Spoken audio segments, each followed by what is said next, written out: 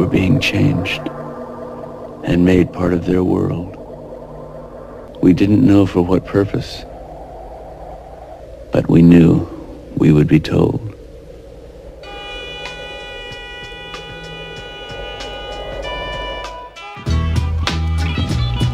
Horror has a face. T'as dit que je suis marrant. Ça veut dire quoi, marrant? Putain de merde à la con, bordel. Qu'est-ce que j'ai de tellement poilant? Dis-le-moi. Dis-moi ce qui est marrant. You cocksucker, you fucking miserable fucking... Et toi, on peut pas avoir de conversation.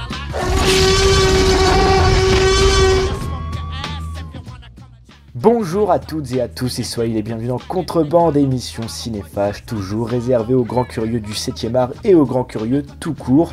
Et oui, Contrebande revient après quelques petites semaines de congé. On tient tout d'abord à vous souhaiter bon courage dans cette période compliquée et surtout inédite. Confinement oblige, l'émission est bricolée maison. Après avoir plongé dans la déprime et la mélancolie, on aborde à nouveau ce genre qui nous tient tant à cœur. Je parle bien sûr de la science-fiction. Aujourd'hui, on part en guerre contre des fourmis. On va mettre en lumière un chef-d'œuvre trop méconnu, unique long métrage réalisé par un génie, lui aussi trop méconnu. Il s'agit là de Phase 4, réalisé par Saul Bass.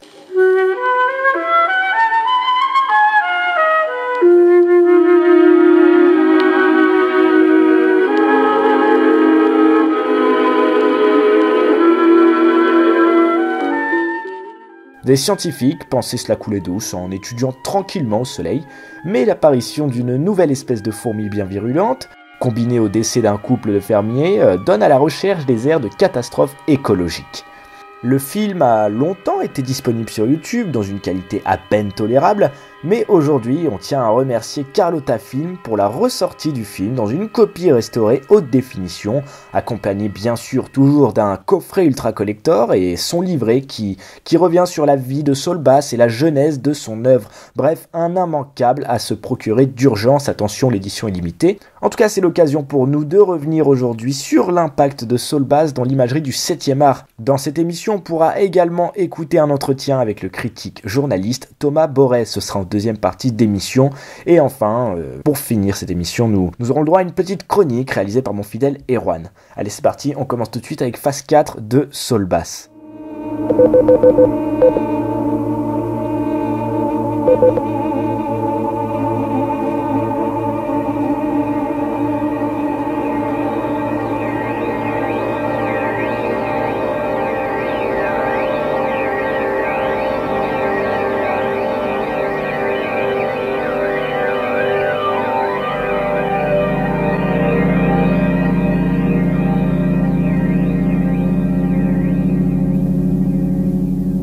That spring, we were all watching the events in space and wondering what the final effect would be. Astronomers argued over theory, while engineers got pretty excited about variables in magnetic fields. Mystics predicted earthquakes and the end of life as we knew it.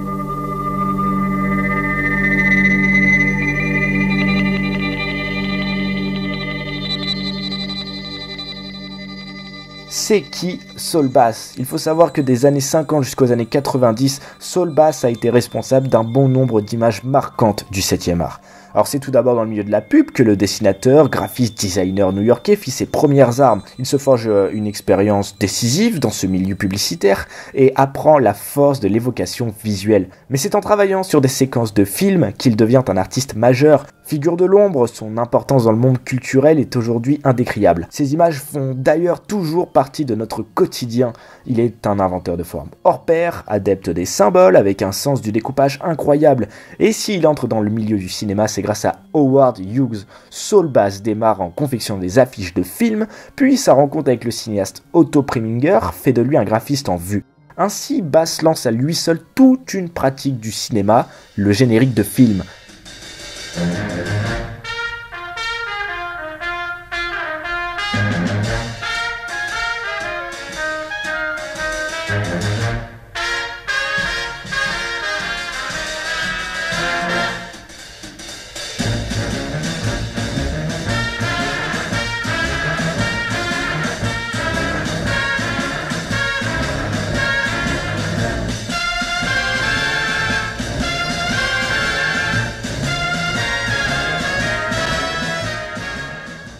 En ce moment même, on peut d'ailleurs écouter la partition d'Elmer Bernstein qui vient accompagner le générique de L'Homme au bras d'or de Preminger justement, ou comment Saul Bass symbolise l'addiction à l'héroïne dans un pêle-mêle de lignes blanches sur fond noir formant un bras.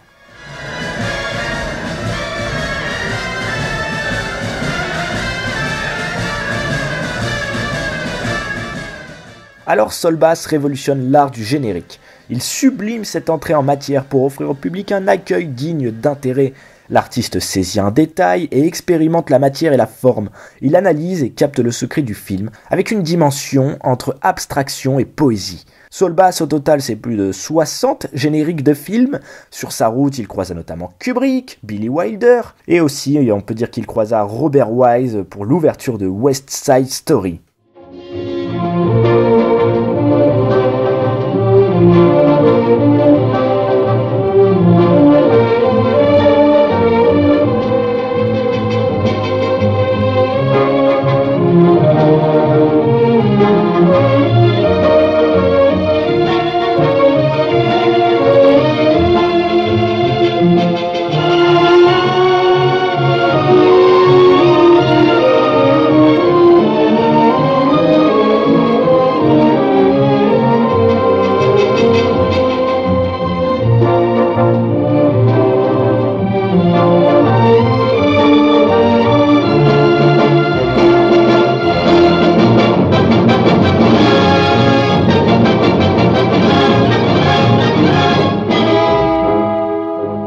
Bref, une carrière impressionnante qui n'est bien sûr pas exemple de collaboration fructueuse. La plus évidente reste l'association Saul Bass-Alfred Hitchcock.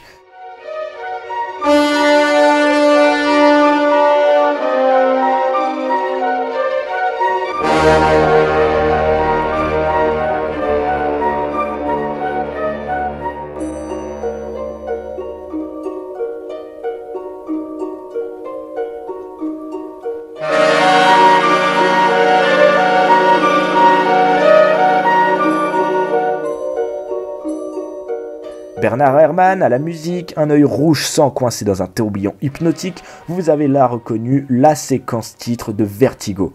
Un an plus tard, Saul Bass se la joue art contemporain avec le générique de La Mort aux trousses. Mais l'apport majeur de la collaboration entre les deux bonhommes reste bien sûr Psychose en 1960.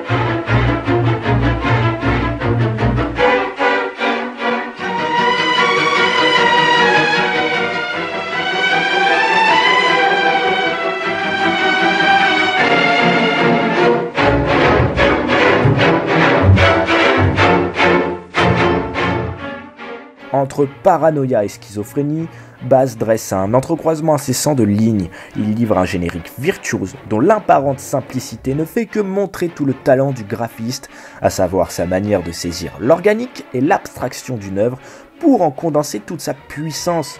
Le tout est accompagné de ses fameux violons stridents, Bernard Herrmann toujours, et sur ce même Psychose, Saul Bass entre dans la légende.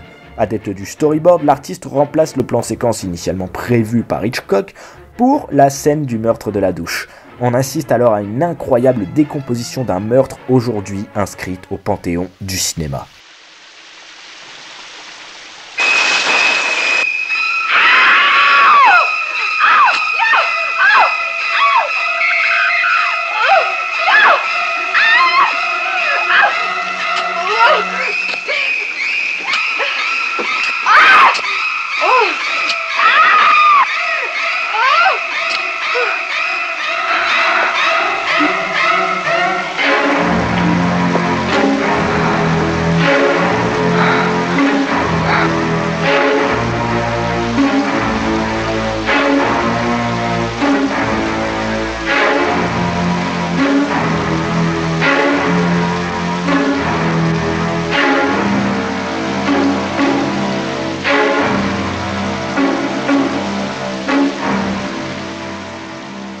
Enfin, autre collaboration majeure, c'est celle de Saul Bass avec Martin Scorsese.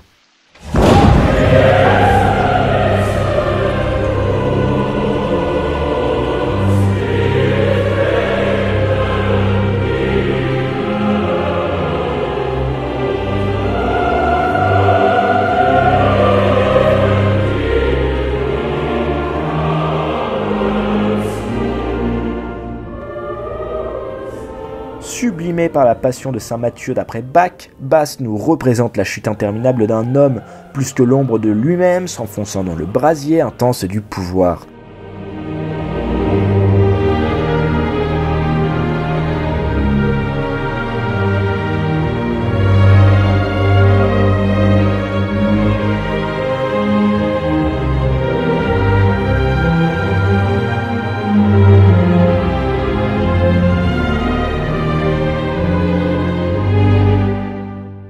Vous avez là reconnu l'ouverture ardente du Casino de Scorsese.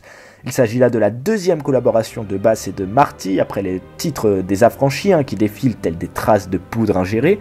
Enfin, n'oublions pas le travail de l'artiste sur le remake des Nerfs à vif, Cape Fear, dont le rendu est aussi fantasmatique qu'effrayant, dans le bon sens bien sûr.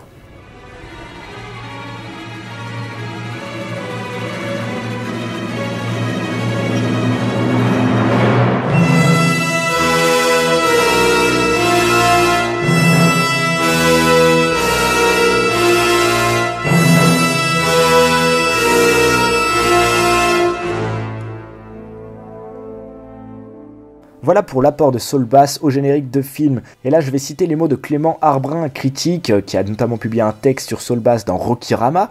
Il dit « Saul Bass nous apporte sur un plateau sa définition du less is more. À l'instar d'un architecte, le génie des génériques concilie l'abstrait à l'effet. Les formes qu'il imagine produisent quelque chose d'intensément concret sur nous. » Et oui, il est là le génie de Saul Bass. Mais Saul Bass n'est pas uniquement un graphiste hors pair. L'artiste va s'essayer plusieurs fois à la réalisation. Avec ses 6 courts-métrages entre 64 et 83, Saul Bass explore toutes ses obsessions formelles, techniques et bien sûr plastiques. Lauréat d'un Oscar pour Why Men Create en 68, il s'affirme alors comme un pur cinéaste avant-gardiste. Naturellement, à l'aube des 70s, Saul Bass délaisse pour un temps le fragment court. Avec Phase 4, il signe l'unique long-métrage de sa carrière. In the next few moments, we will try to give you an impression of a new kind of film experience. If your curiosity is aroused, you are ready for Phase 4. They're sending back my message. What does it mean? This is no message. If there's an intelligence there, I want it to know there's an intelligence here.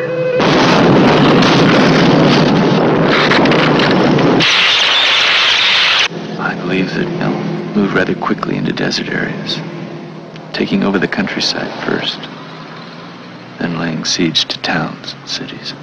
Attardons-nous sur Phase 4 justement. Phase 4, c'est de la pure SF made in 70s. Mais alors c'était quoi la SF dans les années 70 ? En 71, Robert Wise, épaulé par le ponte des SFX Douglas Trumbull, réalise le mystère d'Andromède. D'ailleurs, influence majeure pour le Phase 4 de Saul Bass. Dans le mystère d'Andromède, un virus extraterrestre menace d'éradiquer toute forme de vie à la surface de la Terre. Dans la foulée, le même Douglas Trumbull s'attelle à sa première réalisation avec Silent Running. Déçu d'un conflit nucléaire, toute la végétation sur Terre est anéantie. Un astronaute tente de transporter dans un immense vaisseau spatial équipé de serres les dernières forêts intactes. Cette période de fiction pessimiste va prendre fin lors d'une année décisive, 1977. D'un côté, Spielberg rencontre un succès colossal avec Rencontre du troisième type, ou le fantasme d'un contact entre humains et E.T. De l'autre, George Lucas et sa bande-annonce géante plongent délicatement la masse populaire dans une galaxie lointaine. Bref, une nouvelle ère s'ouvre alors, celle des années 80. Donc la SF des années 70, c'est un genre inscrit dans notre réalité la plus biologique, notre réalité la plus organique. Et Phase 4 se range pleinement là-dedans. Il s'agit d'une fable écolo et métaphysique, dont le scénario de catastrophe ferait penser à une bonne série B. Des scientifiques assistent à l'apparition d'une nouvelle espèce de fourmi au comportement étrange. Elles font preuve d'une grande capacité de communication et de prise de décision. Elles constituent ainsi une inébranlable micro-société. Cette organisation hors norme dessine une population d'insectes où le nombre La masse et la cohésion font la force, assurant ainsi la survie du groupe face à leurs prédateurs habituels, scarabées, araignées et bien sûr mantes religieuses. J'ai d'ailleurs en tête ce combat entre les fourmis et une mante religieuse qui se fait bien déchiqueter. Mais qu'en est-il du prédateur ultime, l'homme ? Car la menace d'une infestation règne. Imaginez une attaque à grande échelle de ces minuscules fourmis. Cela peut-il conduire à l'éradication pure et simple de l'espèce humaine ? À partir de là, une seule voie de survie semble possible, trouver la reine et la neutraliser. We have only one chance.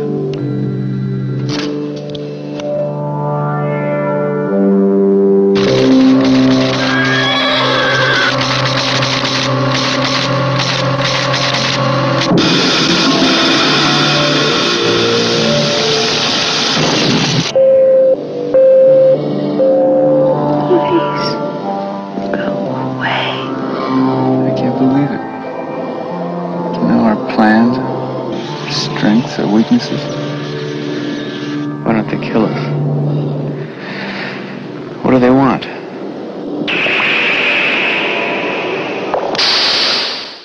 Cette trop rare incursion de Saul Bass en tant que réalisateur apparaît comme un prolongement de tout son travail esthétique. Phase 4 est une œuvre propice à l'expérimentation, les années 70 toujours, Proposé comme une version série B de 2001, le budget du film est certes ridicule, moins d'$1 million. Aussi, la référence à la série B est loin de s'arrêter là, parce que vous voyez ce postulat de fourmis qui attaquent l'homme, ça pourrait justement donner dans les années 50 un bon monster movie avec des fourmis géantes mutantes, mais voilà, Saul Bass lui préfère s'ancrer dans le réel, et Saul Bass parvient à suggérer une menace sourde, invisible et grouillante. Ceci passe par une ambiance sonore, soignée, mêlée à des images hypnotiques. Ainsi le film, avec ses gros plans fascinants et effrayants, prend des allures de laboratoire fantastiques. La caméra de Saul Bass est comme un microscope scrutant un monde invisible. Le tout donne un film d'anticipation hybride, c'est de la SF intelligente, sans grande structure narrative, où tout est condensé dans des détails très simples, dans une démarche quasi documentaire. C'est aussi, disons-le, de la pure horreur cosmique, avec des séquences impressionnantes, par exemple la scène de découverte d'un cadavre, pris comme nid par les fourmis qui sortent en nombre d'un petit trou dans la paume de main, image qui donnera bien sûr lieu à l'affiche du film. Bref, tout ce travail sur le visuel, cette rencontre entre le géométrique et l'organique, embrasse tout le propos que porte Phase 4 sur la condition humaine. When the effect came, it was almost unnoticed, because it happened to such a small and insignificant form of life.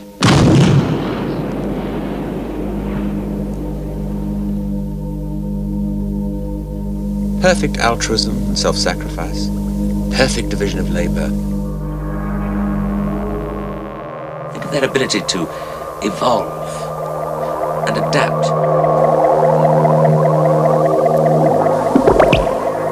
So defenseless in the individual. So powerful in the mass. Phase 4, pour résumer, c'est l'échec de l'être humain rationnel. Car les hommes, trop occupés à rêvasser vers les étoiles, minimisent l'ampleur de la menace qui se constitue sous leurs pieds. Nos ennemis sont bien minuscules, certes, mais ils sont nombreux, organisés et prêts à se défendre. Seule une fourmi est sans défense, mais ensemble elles sont si puissantes. Chacune forme la partie d'un tout, d'une société à l'harmonie parfaite. Et le pire intervient quand ces fourmis surpuissantes semblent nous connaître. Une question se pose alors, qu'est-ce qu'elles veulent ? Ont-elles un but ? Bref, ces parfaits antagonistes révèlent toutes les failles d'un système humain trop bercé par l'individualisme. Notre technologie est défaillante, nos armes et nos propres machines se montrent inutiles et se retournent même contre nous, référence très certainement assumée au HAL 9000 de 2001, toujours. Imaginez-vous une humiliation par le microscopique. À travers cette remise en cause de notre autoproclamée suprématie, c'est l'orgueilleuse intelligence de l'homme qui est mise en porte-à-faux. We knew then we were being changed and made part of their world. We didn't know for what purpose, but we knew we would be told.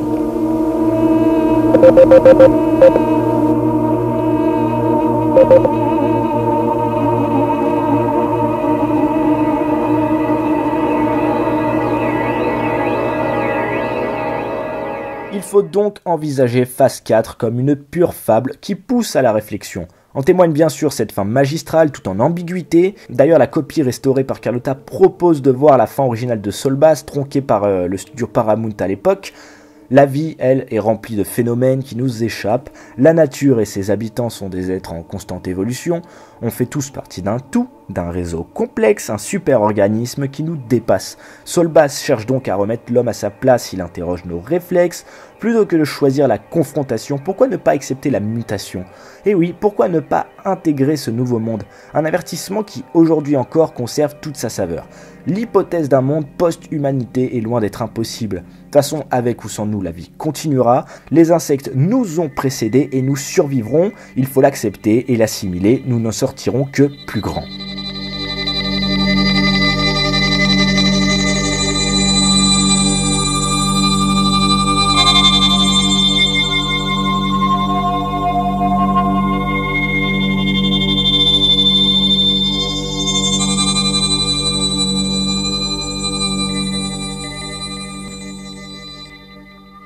À sa sortie en 1974, Phase 4 rencontra un succès à peine correct. Jugé trop cynique et trop pessimiste, le film fut surtout incompris. Il embrasse pourtant tout le mouvement d'une époque, les années 70. Il s'inscrit dans la veine des bandes désespérées comme Easy Rider de Dennis Hopper ou La Nuit des Morts Vivants de Romero avec ses fins qui au final se terminent toujours très mal. Saul Bass syncrétise avec Phase 4 toutes ses virtuosités. Il est donc essentiel de se replonger dans son œuvre pour lui accorder la place qu'elle mérite, car comme le dit Spielberg, il s'agit bien là de l'un des cinéastes majeurs du XXe siècle. Bref, pas mal pour un seul long métrage, non? En tout cas, si je vous ai convaincu, n'oubliez pas, le coffret collector, c'est chez Carlotta Vidéo. En attendant, retenez bien ça, ce n'est pas la taille qui compte.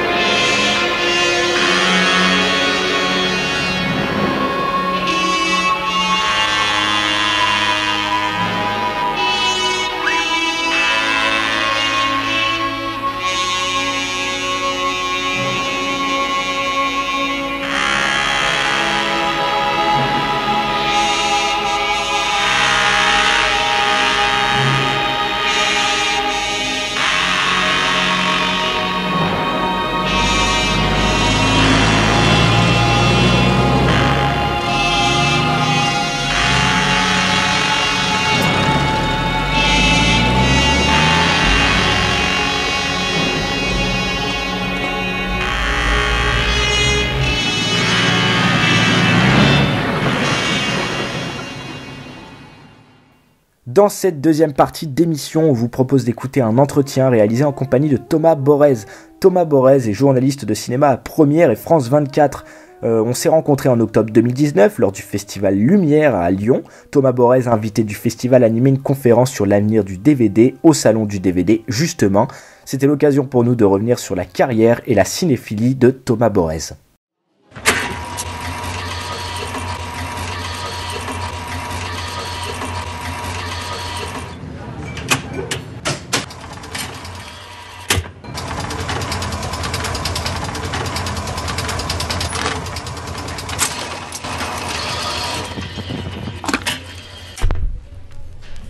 Je suis actuellement au Festival de Lyon en compagnie de Thomas Borez, journaliste et critique de cinéma chez France 24 et Première. On sort à l'instant d'une conférence que vous animiez, la question posée était l'avenir du DVD, et justement, vous, on s'en doute, vous êtes un gros bouffeur de DVD, non ? Oui, alors moi je consomme énormément depuis très longtemps DVD. Oui, j'ai un côté un peu, je corresponds tout à fait aux critères du collectionneur et de la typologie du français qui a été décrit ici, qui aime bien posséder les choses, les collectionner. Et c'est vrai que, alors autant de la VHS, c'était pas vraiment le cas, mais je dirais que avec l'arrivée du DVD, qui prenait un peu moins de place et qui était quand même des choses un peu plus jolies, j'ai commencé à les collectionner. Je savais pas au début que ce serait une collection et aujourd'hui j'essaie de les classer, je les reclasse, je les redéclasse. Bon bref, oui, je suis complètement malade de ça. Et aujourd'hui, à l'ère de la dématérialisation, de l'émergence des plateformes VOD, est-ce que l'avenir du DVD, c'est une question qui vous inquiète ? Moi, ça m'inquiète alors en tant que journaliste, parce que évidemment se pose la question derrière tout ça de comment on va finalement accompagner les œuvres du patrimoine. Et c'est vrai qu'on se rend compte que si jamais on suit les plateformes de streaming et que d'un coup, le catalogue se noie, tous ces films vont se noyer dans une espèce d'énorme cloud, ça fait un peu peur parce qu'effectivement, il faudra toujours des journalistes, donc nous, et là je presse pour ma paroisse, pour un petit peu dire aux gens, voilà pourquoi il faut voir ce film, en quoi ce film est intéressant, en quoi ce film a éventuellement influencé d'autres cinéastes, pourquoi c'est important de les voir aujourd'hui. Et c'est vrai qu'on peut se rendre compte que quelqu'un qui se retrouve tout seul face à tout cet éventail de films ne sache pas où trouver. Et c'est vrai que le principal défaut que j'entends de la part des gens qui sont sur Netflix ou autres, toutes ces plateformes de streaming, c'est le problème d'éditorialisation. Donc là, c'est là où je me dis on a encore un travail à faire. D'un point de vue purement égoïste, de collectionneurs. Moi, j'adore voir grossir mes bibliothèques de semaine en semaine. J'aime bien aussi aller au bout d'une collection, c'est-à-dire que par exemple, vers un cinéaste, j'essaie d'avoir tout à voir. Et quand les choses arrivent, je suis hyper content. Donc, j'ai envie que ça continue de vivre comme ça, parce que l'objet reste quand même quelque chose de formidable. Et j'ai bon espoir, puisqu'on parlait de la musique tout à l'heure, qui s'est dématérialisée, c'est le premier outil culturel qui s'est dématérialisé. Et aujourd'hui, il y a un grand retour du vinyle. Et donc, c'est la preuve que l'objet devient certes exceptionnel, mais existe encore. Cela me ramène d'ailleurs à une remarque faite par Jean-Baptiste Toré.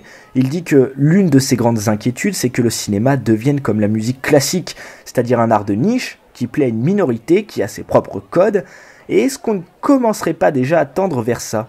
Oui, sauf que je comprends cette inquiétude et j'ai l'impression que Jean-Baptiste Toré, comme les autres critiques, ont envie de rendre toujours vivant la mémoire du cinéma, toujours vivante. Le problème, c'est que le cinéma, c'est un art jeune, il a 125 ans, 130 ans. Les autres arts, forcément, ont une histoire plus longue. On peut imaginer qu'il va bientôt y avoir une préhistoire du cinéma qui existe déjà, et que cette préhistoire-là, il va falloir l'enseigner, il faut aller la chercher, et que ça va être compliqué de rendre les choses toujours aussi vivantes. Alors c'est à nous, c'est aux éditeurs, mais c'est aussi aux journalistes de faire que ce soit toujours aussi vivant. Et c'est vrai que quelqu'un comme Jean-Baptiste Toré s'occupe du catalogue via Studio Canal de sa collection Make My Day, et qui justement de rendre sans arrêt vivantes et actuelles des œuvres qui le seraient moins. Ça, c'est un gros boulot, mais évidemment, le temps joue contre nous, c'est-à-dire que plus on avance, plus l'histoire s'agrandit, et plus malheureusement nous éloigne de certains titres. D'ailleurs, vous avez souligné ce détail lors de la conférence, je parle de cet écart entre l'objet DVD, entre l'offre et la demande, le fait qu'il y a beaucoup plus d'offres que de demandes, à tel point qu'on se retrouve noyé sous une offre pharaonique. Je vous demande alors, comment bien démarrer quand on veut commencer une collection DVD? Y a-t-il un éditeur vers qui on pourrait se tourner en priorité? Moi, je pense qu'il faut d'abord faire confiance à ses propres goûts et à sa propre curiosité. On ne pourrait pas parler en termes d'éditeur, parce que ce serait stupide de faire ça. Je pense que ce qu'il faudrait à un jeune cinéphile, c'est de commencer tout simplement par son propre chemin. Par exemple, il aime le cinéma de genre. On a parlé du cinéma de genre tout à l'heure, qui permettait justement de rajeunir finalement les consommateurs de patrimoine. Et peut-être que c'est comme ça. Peut-être qu'il va commencer par se dire, tiens, je connaissais pas le cinéma d'horreur italien des années 60. Ah tiens, Dario Argento, j'en achète 1, 2, 3. Et Dario Argento m'emmène, par exemple, vers les premières œuvres de Brian De Palma, puis ensuite chez Mario Bava, et puis ensuite chez le western, par exemple, parce que d'un coup, il y a des ponts qui se font. Donc je pense que c'est un chemin totalement libre, qu'on peut emprunter de différentes manières, et on le suit, et ça grossit petit à petit. Il n'y a pas à se dire, allez, j'achète les 40 meilleurs films décrétés comme tels du cinéma, Citizen Kane, la règle du jeu, sinon ça va devenir un peu... C'est ça ce classicisme dont on veut dont on veut se battre, on se bat contre ce classicisme-là. Au contraire, on va là où on a envie d'aller, très librement, et tout se reconstruit de lui-même. Et la règle du jeu, on va y passer forcément un jour par cette règle du jeu, et par Citizen Kane aussi. Mais par quel chemin? C'est ça qui est amusant. Et puisqu'on parle de chemin, Thomas Borez, on va parler de votre chemin à vous. Vous êtes né à Paris, place Clichy, le même endroit où a grandi François Truffaut. Vous êtes bien informé. Oui, en effet, on est bien renseigné ici. Et est-ce que cela, justement, a eu un impact essentiel sur votre amour cinéphilique? En fait, moi, mon amour du cinéma, il est né parce que j'ai une mère, qui l'est toujours d'ailleurs, très cinéphile, et que il ne travaillait pas du tout dans le métier, puisqu'il tenait une brasserie derrière la place de Clichy. Et ma mère, très cinéphile, enregistrait en cassette vidéo à l'époque les films. Et je me souviens que dans la bibliothèque, et ça c'est très important, et j'ai des enfants aujourd'hui, et c'est pour ça que la matérialisation est quand même encore très importante, c'est de voir les noms des cinéastes. Moi je sais qu'avant de voir un film de Chaplin, de Godard, Fassbinder ou de Romer, c'était d'abord des noms. Dans des bibliothèques, il y avait la tranche et je voyais le nom de Romer, le nom de Fassbinder. Et avant même de savoir qui étaient ces cinéastes, je savais que c'était des gens importants. Et donc ça, moi j'y crois vraiment. Moi aujourd'hui j'ai 2 filles, il y a cette tour de DVD que j'ai, cette bibliothèque que j'ai de DVD chez moi, et j'adore, ma fille aînée, prendre un DVD au hasard, d'essayer de lire le nom et de dire ah Truffaut. Et ça, et je me dis, au début elle sait pas qui est encore Truffaut, mais elle sait, elle voit les noms là, et ces noms-là les regardent d'une certaine manière, comme disait Deleuze, les films nous regardent. Là j'ai l'impression que tous ces noms, moi m'ont regardé quand j'étais gamin, et donc je remercie ma mère pour ça, puisqu'elle nous a emmenés au cinéma, et très vite, parce que je parle de nous, parce que j'ai un frère et une sœur, on a tout de suite compris et intégré que le cinéma c'était pas seulement un divertissement et un loisir, même si c'était ça et c'était très important, mais ça pouvait être aussi quelque chose d'extrêmement sérieux, mais pas chiant, un truc sérieux où on pouvait justement aller au-delà du simple divertissement du j'aime pas, mais qu'il y avait quelque chose extraordinaire. Et donc je sais pas, Fellini, on voit peut-être Fellini, je vois peut-être un film de Fellini trop tôt, mais en même temps il m'est resté des choses encore aujourd'hui de Fellini, donc c'était pas trop tôt. Il faut oser montrer les films aux enfants, même si on a l'impression que c'est pas leur âge. Bien sûr pas le film d'horreur ou Salaud de Pasolini, mais voilà. Ah, c'est sûr que Salaud, c'est peut-être un peu violent pour commencer. Vous avez traversé plusieurs étapes dans votre métier, Thomas Borez. Vous avez débuté comme producteur sur des courts et des longs métrages. Ensuite, il y a eu la distribution et c'est dans la critique aujourd'hui que vous vous épanouissez. Qu'est-ce qui vous plaît dans le métier de critique ? C'est-à-dire que moi au début quand je savais que je voulais travailler dans le cinéma, mais je savais pas très bien ce que ça voulait dire, donc moi je suis un des derniers dinosaures à avoir fait le service militaire. J'ai eu la chance de le faire dans le service audiovisuel des armées, où donc je faisais des reportages, je voyais beaucoup de films parce qu'on avait une DVD-thèque, une vidéothèque, puisque c'était des cassettes vidéo à l'époque. Bref, quand j'ai arrêté, je me suis dit j'aimerais travailler dans le cinéma, donc j'ai envoyé un peu des CV, je me suis retrouvé dans une boîte de prod et j'ai commencé à travailler de ce côté-là. Et je dois avouer que c'était hyper intéressant de découvrir ce corps-là de métier, mais je sentais que fondamentalement, moi, ce qui me plaisait, c'était d'écrire dessus, de voir des films et d'en parler. Et donc très vite, j'ai arrêté la prod, au bout de 4-5 ans. Et puis, j'ai rencontré quelqu'un chez Studio Magazine qui m'a fait rentrer. Je connaissais rien, moi, j'avais jamais écrit, j'avais pas fait d'école de journalisme, et je me suis plongé là-dedans. J'avais ma cinéphilie, qui était quand même, je dois, sans être en étant modeste, qui a quand même été assez importante au vu d'éducation que j'avais eue. Et donc très vite, j'ai été balancé dans le bain et c'est comme ça. Et c'est un parcours atypique, mais c'est un parcours formidable parce que voir les films, pouvoir en parler et surtout essayer, c'est le grand plaisir, c'est essayer de transmettre cette passion-là. Quand je donne des cours et que je rencontre justement des jeunes gens et que je leur montre un film en noir et blanc, que j'essaie de le décrypter, de leur donner envie, bon, j'arrive à en capter peut-être 10% de l'auditoire, les autres se disent ouais, ils nous en... Mais j'arrive et je me dis peut-être que là, il y a quelqu'un qui va grandir avec les films et ça c'est super. Maintenant, on l'a dit, vous êtes critique chez Première qui fête justement ses 500 ans. Alors pas 500 ans, numéro, parce que 500 ans, on n'existait pas encore, le cinéma n'existait pas encore. Oui, oui, petit lapsus, on n'est pas tant que ça des dinosaures, hein, faudrait pas nous enterrer tout de suite. Voilà, c'est ça. En tout cas, elle est magnifique cette couverture avec Scorsese. Bah oui, ça c'était le numéro 500, il se trouve que le hasard du calendrier a voulu que ce numéro 500 coïncide avec la sortie du nouveau long métrage The Irishman de Martin Scorsese, et qu'on pouvait avoir une interview avec le maître, et bien on s'est pas privé de le faire. Donc votre cinéaste de chevet, on l'a dit, Fellini, Truffaut, Godard j'imagine, etc. etc.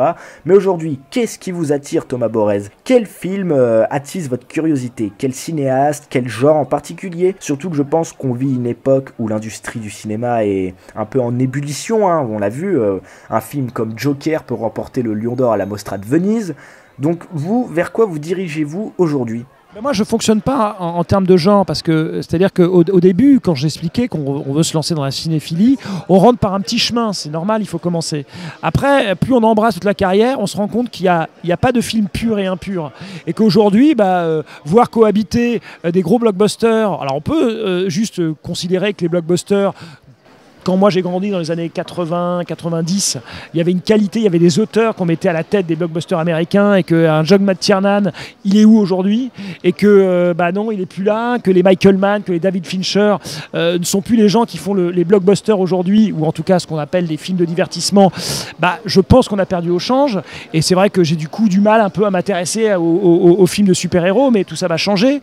Mais moi ce que j'aime bien, c'est dans mon métier, c'est le matin je me réveille, je vais voir un film américain à gros budget le matin, ensuite un film indépendant libanais à 13h, et puis l'après-midi un film israélien. Voilà. Voilà, mon métier il est comme ça, et je l'aime comme ça, et je veux surtout pas qu'il change. Merci beaucoup Thomas Borez d'avoir pris du temps et d'avoir répondu à nos questions. Pour terminer, une dernière question justement, quel conseil pouvez-vous donner à d'éventuels apprentis critiques ? De voir des films. Mais vraiment, c'est-à-dire de voir des films, d'être curieux surtout, de ne pas se contenter de découvrir les films qui sont contemporains de soi, mais c'est surtout de se dire qu'est-ce qui se passe avant. Et ça peut passer effectivement par des étapes. Je ne leur demande pas, s'ils n'ont pas vu le film en noir et blanc, de commencer par le Faust de Murnau. C'est un peu compliqué. Mais en tout cas, de faire le chemin vers lui. Ça veut dire remonter un peu le temps, essayer de découvrir, donc d'être curieux. Voilà, on a besoin de jeunes cinéphiles curieux qui ont envie de parler de films noirs des années 50 et de voir toute leur modernité.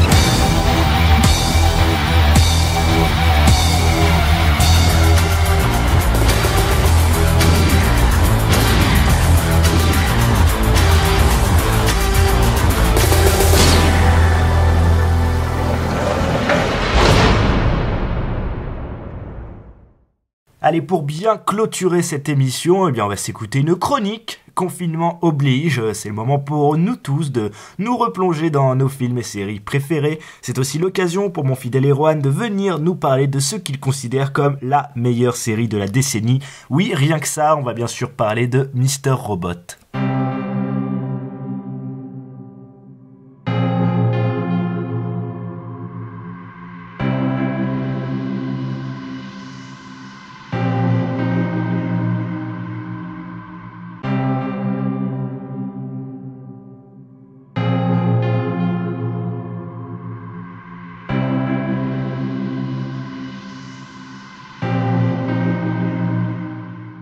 On est en pleine période de confinement, on a donc le temps pour certains de se plonger dans des séances de visionnage pendant de longues heures. Pour moi, c'est l'occasion de me replonger dans des séries, chose qui ne m'était pas arrivée depuis mes années lycée. Alors bien sûr, la dernière décennie est très clairement l'avènement des séries télévisées, qui deviennent de plus en plus des films de plusieurs heures. Et la dernière décennie est justement marquée par ces séries grands spectacles, comme Game of Thrones, Stranger Things, Breaking Bad, et j'en passe. Pour moi, Regarder des séries a commencé par Smallville et Buffy quand j'étais gamin, et Skins plus tard, ce qui n'était pour moi que des divertissements. Et est venue ensuite la première série que j'ai suivie comme un fou, Dexter. Et à partir de là, j'ai enchaîné de multiples séries jusqu'à en avoir des cernes sous les yeux, que ce soit Shameless, Westworld, How I Met Your Mother, Peaky Blinders, etc. Bref, en tout genre et en toutes circonstances. Et c'est durant l'été 2016 que j'ai découvert une série absolument dingue, qui m'a retourné le crâne et qui m'a marqué jusqu'à maintenant. Et aujourd'hui, nous arrêtons sur la meilleure série de la décennie selon moi, Mr. Robot de Sam Esmail. Is it that we collectively thought Steve Jobs was a great man, even when we knew he made billions off the backs of children? Or maybe it's that it feels like all our heroes are counterfeit. The world itself's just one big hoax. Spamming each other with our burning commentary of bullshit masquerading as insight. Our social media faking as intimacy. Or is it that we voted for this? Not with our rigged elections, but with our things, our property, our money. I'm not saying anything new. We all know why we do this. Not because Hunger Games books makes us happy, but because we want to be sedated. Because it's painful not to pretend. Because we're cowards. Society. Mr. Robot, c'est l'histoire d'Elliot, un jeune programmateur joué par Rami Malek, travaillant dans une société nommée AllSafe, une firme de cybersécurité. Elliot a des gros troubles sociaux. Il ne pense pas pouvoir rencontrer des personnes en vrai, mais seulement en les hackant. Asocial, anarchiste et shooté à la morphine, il va notamment faire tomber, dans la scène d'ouverture de la série, un homme détenant des images pédopornographiques, et aussi hacker son entourage pour voir ce qu'ils font. Surtout, son grand espoir est de voir chuter la puissante structure E-Corp, ou nommée Evil Corp par Elliot, organisation capitaliste gérant tout le pays états-unien et principal client d'AllSafe. Alors qu'E-Corp va subir une cyberattaque, Elliot est amené à régler ce problème, mais va trouver un fichier nommé S-Society, et qui lui parle par le biais du nom du fichier en l'appelant Leave Me Here. En parallèle, Elliot va rencontrer un homme nommé Mr. Robot, joué par Christian Slater, qui est responsable de cette cyberattaque anticapitaliste. Mais alors, qu'est-ce qui fait de Mr. Robot une grande série ? Tout d'abord, on peut admirer le scénario. Bien sûr, ce scénario original pourra en rebooter plus d'un, le hacking n'étant pas un thème qui pourrait intéresser tout le monde. Seulement, l'histoire va plus loin que ça. On retrouve cette question informatique, mais aussi la question de l'adaptation dans une société qui semble mauvaise, le rapport à l'autre, le remords, et j'en passe. C'est finement écrit, toujours dans un rythme assez lent, ce qui fait des épisodes assez dynamiques un vrai enjeu et une tension incomparable. Et surtout, on reste marqué par des twists amenés dans la série, n'étant jamais grossiers, toujours bien écrits, amenés et travaillés. Chaque saison a son twist marquant, mais je défie quiconque de deviner certains twists tant l'écriture est subtile. Et même si certains sont prévisibles, ils sont toujours bien écrits, ce qui ne les rend pas clichés. Les monologues d'Elliot sont également très marquants, le fameux Fuck Society qui a beaucoup tourné sur les réseaux sociaux, et un sur la religion, le Fuck God, que je trouve absolument génialissime. People think they worship some key to happiness. That's just how he owns you. Even I'm not crazy enough to believe that distortion of reality.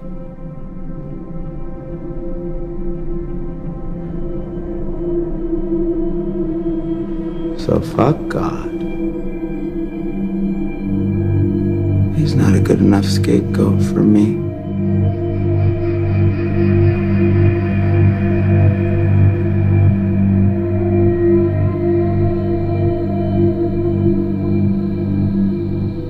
Please tell me I didn't say all of that out loud. Mr. Robot, ce sont aussi des personnages très bien écrits et campés. On peut saluer le jeu de Rami Malek, qui peut enfin convaincre les personnes qui doutaient de lui après Bohemian Rhapsody. Rami Malek nous donne un Elliot parfois flippant, parfois détestable, mais toujours touchant et intriguant. Kristen Slater joue parfaitement aussi, répondant très bien au jeu de Rami Malek. Pour les acteurs moins connus, on peut saluer les jeux de Carly Shekin, jouant Darlene, femme forte et débrouillarde, de Bidi Wong, dont je tairai le rôle pour ne pas spoiler, mais qui est absolument convaincant dans son rôle, et surtout Martin Wallstrom, campant le rôle de Tyrell Wallick, au départ détestable capitaliste, mais se révélant être un personnage absolument touchant et marquant de la série. Pour moi, c'est d'ailleurs un de mes personnages préférés. Tous les acteurs incarnent leur personnage et répondent parfaitement aux autres. D'ailleurs, toi, moi, spectateur, nous sommes aussi des personnages de cet univers, et ce dès l'ouverture de la série, par la simple salutation d'Elliot, Hello Friend. Le spectateur est immergé dans la série par ce personnage capuché qui ne se confie qu'à nous, spectateurs, par le biais de sa voix off. Nous sommes donc invités à prendre part à cette aventure. Mais cette immersion se fait avant tout par la plus grande réussite de la série, qui se résume en un nom, Sam Esmail. Son talent s'affirme dans son écriture et sa réalisation. Il a en effet écrit et réalisé chacun des 45 épisodes composant la série. La réalisation est très lente mais originale. De nombreux personnages sont décadrés, notamment dans les scènes de dialogue, où le personnage se trouve toujours dans un coin de l'image mais jamais au centre. Et au-delà de ces valeurs esthétiques, on retrouve une vraie évolution dans la réalisation, qui est pour moi le cœur de la réussite, c'est l'essai cinématographique. Dans plusieurs épisodes, Sam Esmail change la narration classique de la série pour tenter des productions originales. Ainsi, on retrouve un épisode de la saison 2 tourné en sitcom, un épisode de la saison 3 en faux plan séquence qui est un épisode absolument haletant, un autre épisode où Elliot revoit au cinéma le film de sa vie, un épisode muet en saison 4 et enfin un épisode reprenant le modèle d'une pièce de théâtre. Mr. Robot est alors un hybride cinéphile et cinématographique et on peut remercier Sam Esmail pour cela.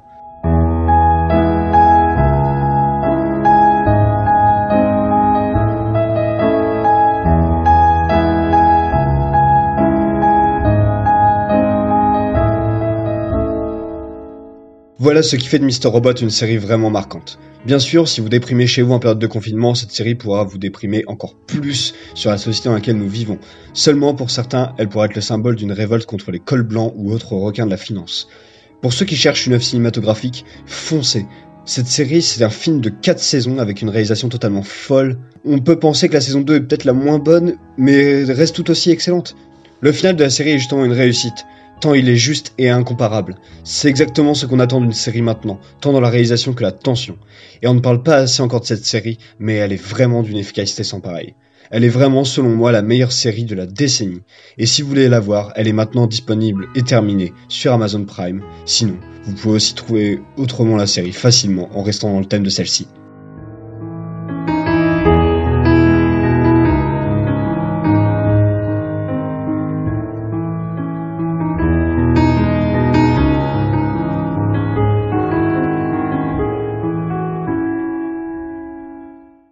Contrebande, c'est terminé. Merci à toutes et à tous de nous avoir écoutés. N'oubliez pas Fast 4 en copie restaurée dans un super coffret collector. C'est en ce moment chez Carlotta Vidéo.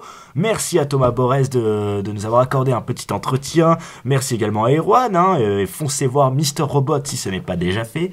Enfin, merci bien sûr à tout le personnel soignant, à toutes celles et ceux qui risquent leur vie tous les jours, caissières, livreurs, forces de l'ordre, et j'en oublie très certainement. Enfin, prenez soin de vous et surtout, restez chez vous.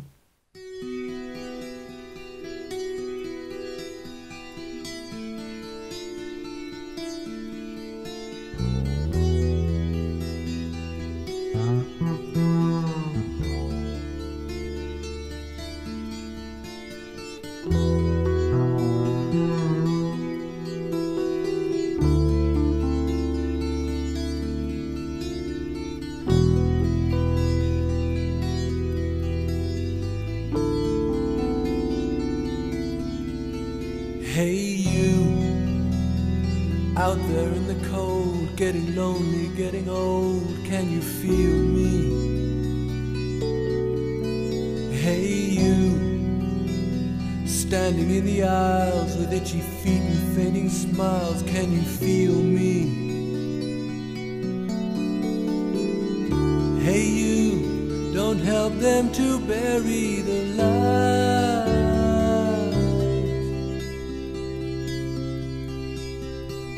Don't give in without a fight.